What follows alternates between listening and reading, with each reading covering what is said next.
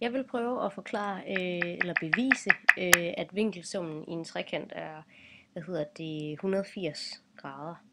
Øhm, til at lægge ud med, så ved vi, at en lige vinkel er 180 grader. Og nu vil jeg bruge de her værktøjer, der er herinde til at bevise, hvordan vi ved, at vinkelsummen i en trekant er 180 grader. Først og fremmest, så tegner man en linje herop,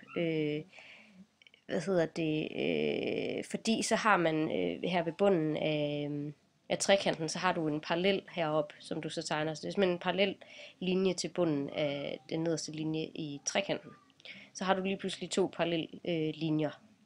Så forlænger man linjen BA og forlænger linjen CA.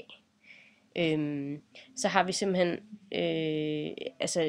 de to linjestykker, som skærer de to parallelle linjer. Den der hedder BC, og så den vi har tegnet heroppe. Og fordi vi så har forlænget dem, så kan vi se, at der ligger en spejlvendt trekant heroppe, eller der ligger i hvert fald en spejlvendt vinkel heroppe. Og det kalder man en topvinkel. Den kommer her. Og der ved man, at topvinkler, de er lige store. Så derfor vil den her topvinkel, den være lige så stor som den, vi har hernede i vores trekant. Så er der en ting mere, og det er, at ensliggende vinkler ved parallelle linjer, de er også lige store.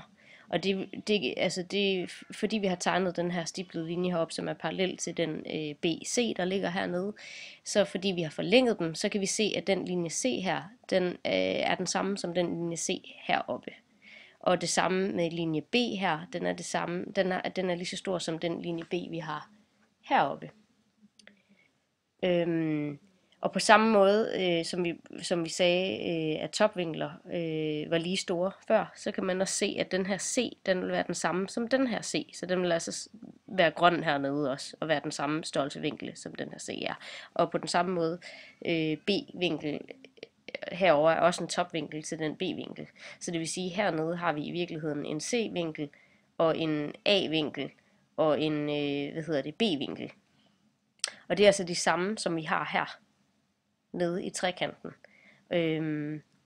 Og der kan man se sådan en ABC her, det er en lige vinkel, altså 180 grader.